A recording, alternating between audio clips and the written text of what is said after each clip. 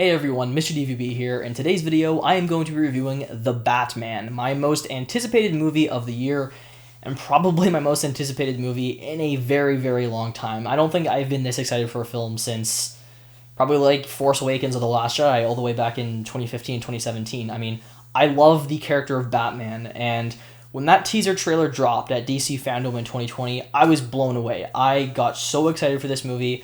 Batman's probably my favorite fictional character of all time. He's easily my favorite superhero, and so just seeing all these aspects of the character that haven't really been focused on a ton in the past, like his detective skills and whatnot, having that be like the main focus of a movie, and just like the look and feel of Gotham being nailed, I just could not wait. The trailers were so well put together. I've just had so much excitement for this movie over the last 2 years, and I am happy to say that I absolutely loved this movie. I think this is phenomenal. I think this is the best comic book movie since the Dark Knight trilogy.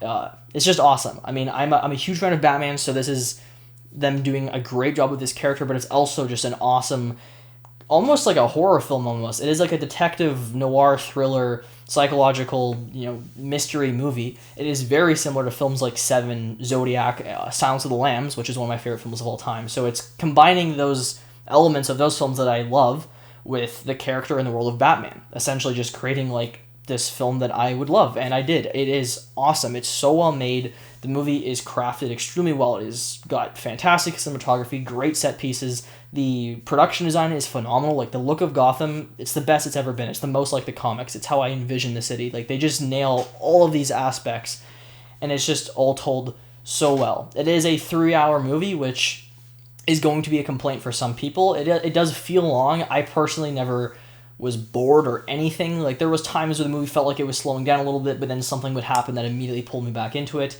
So I honestly didn't have issues with the pacing. Like I really didn't. I thought the 3-hour runtime was justified. I didn't ever get bored, like I said.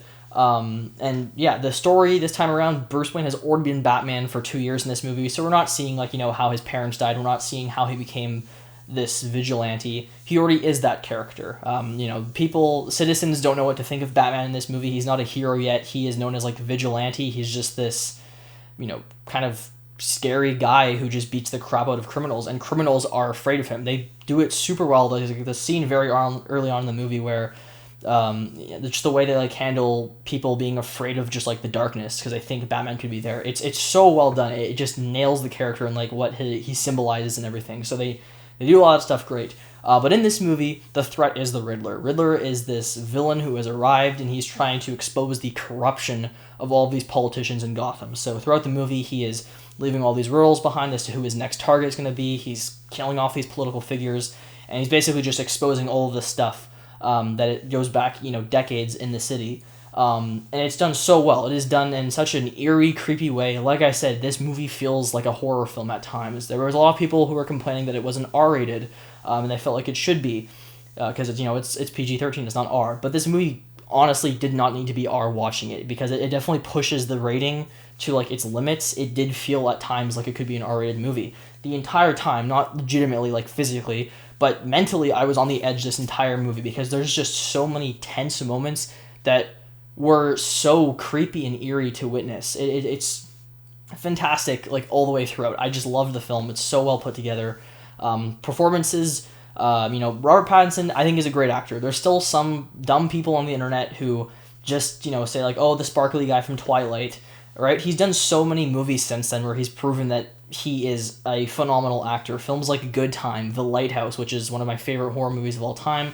His character in Tenet, right? Like, there's so many movies where he gives all these great performances, and I'm hoping people watch this film and they see how good of an actor he's going to be. I think there's probably going to be complaints about his Bruce Wayne, because his Bruce Wayne is very quiet and like controlled in this movie. There's only a couple of scenes that has him as Bruce Wayne in this movie. For the most part, he is in the costume like the entire film.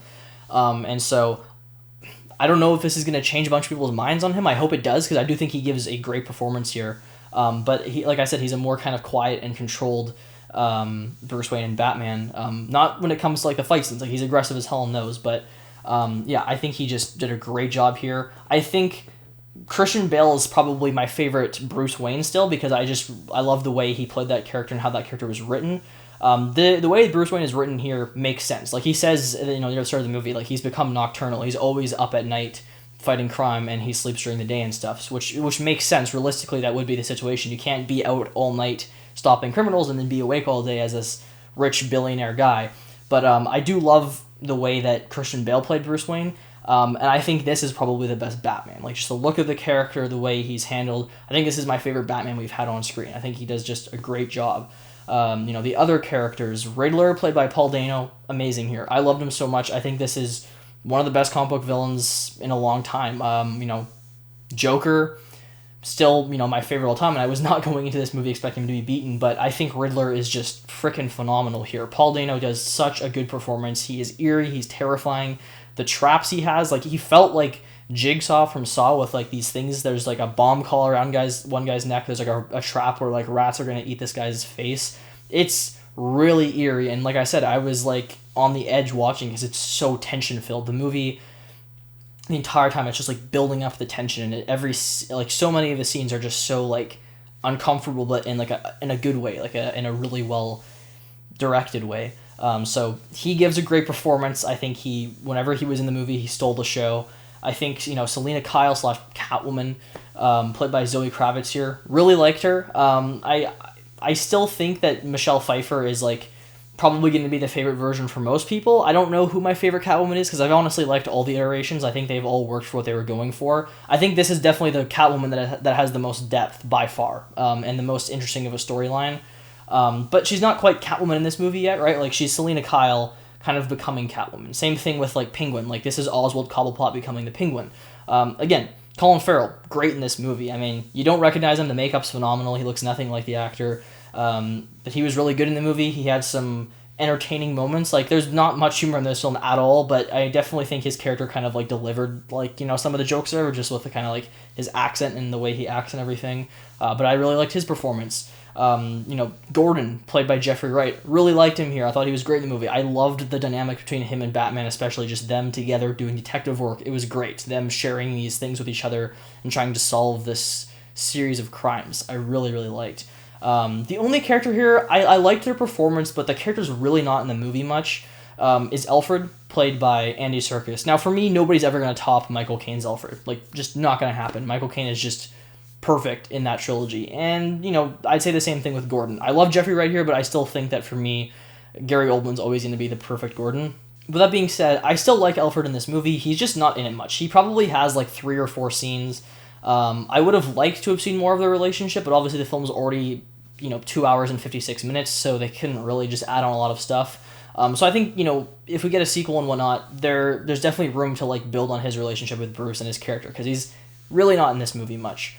But again, liked his performance. I still thought he was good in the role. He's just not really a huge part of the movie. Can't really think of any other characters I want to talk about. Those are, like, the big ones going into the film. But like I said, they all do a great job. I think the show stealer for me was probably Paul Dano's Riddler. Just really liked him. He's not in the movie, like, a crap ton.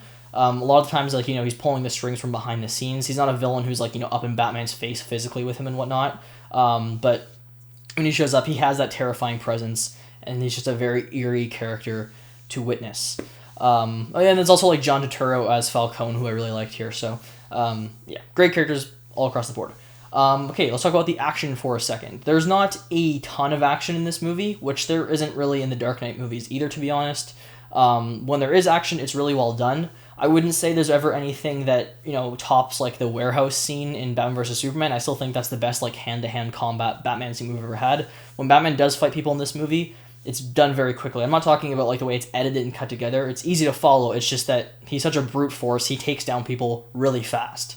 So you're not going to have, like, as cool of sequences, I would say, as, like, the BVS one. But what this does have is a phenomenal Batmobile chase. The Batmobile chase in this movie that we've seen a bit in the trailers is so freaking awesome. I loved it so much. The sound design, I mean, like, you have to see it in IMAX. It sounds so great, and that scene was just amazing to witness. Really, really well executed. Definitely up there with, like, the chase in The Dark Knight. I think most people are going to like this one more. Really like the camera work during that scene. There's a lot of, like, these really cool POV following shots in the movie that I really liked. And that's the other thing to talk about. Movie looks great. I mean, like I said, they nailed the look of Gotham. That's my biggest gripe with the Dark Knight trilogy, is that Gotham does kind of feel like just a generic city, like Chicago or New York or whatever, especially in Dark Knight Rises. I think the slums in Batman Begins kind of work, but this is the perfect Gotham. Like, they just nail that architecture, that really gothic vibe. It's always like raining when it's nighttime, which is like aesthetically, that's just a thing I think of when I think of Gotham. But it's only in, I think, 2 or 3 other Batman films besides this. Batman vs Superman and I think Batman Begins are the only other 2 Batman films where it's raining. And that's just weird to think about. But it's like raining all the time at nighttime here. When it's daytime, there's like this orange glow over the city. It looks great. It's awesome. Beautiful looking movie. Same cinematographer as Dune, so you can expect some like amazing shots here. And like I said, there's a lot of really cool POV moments.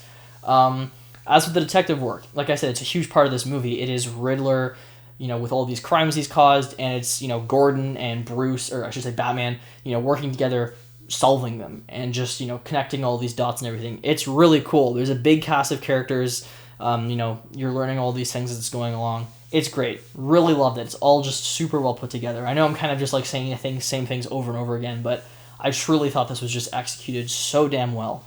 So I'm really glad this movie just didn't disappoint. I think it's phenomenal. I do have a tendency to like overrate movies when I first see them. I give No Way Home a 10 when I came out of it, and I don't feel that way anymore. It's probably about like an 8 for me. I still think it's great, but there were some things, even when I saw it in my first viewing, I think I said in my review, there was things about that movie that felt kind of weird to me. I don't have any negative feelings towards Batman right now.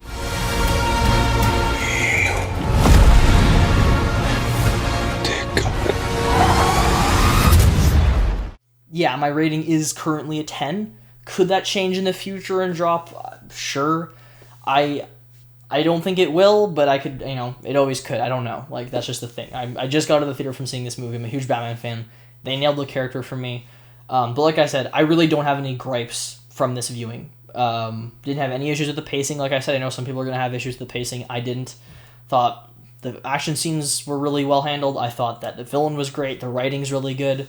Is it, the best Batman movie? To me, yes. It's not the best Batman film, though. I don't know how to explain that. Like, I think this, just for handling the world and the characters of Batman and everything, this is the best, most accurate Batman movie. I still think Dark Knight's a better overall movie, but this is a damn good film. I mean, definitely check it out. It's great. I always hate it when this happens, when I'm like so excited for something for like years, and then it comes out, I watch it, I love it, and I'm kind of like, now what? I mean, I get to look forward to watching it a second time, I suppose. But yeah, love the movie. It's great. Like I said, there was so many moments where I was just on the edge of my seat, and it felt scary, so it's just an excellent film all around.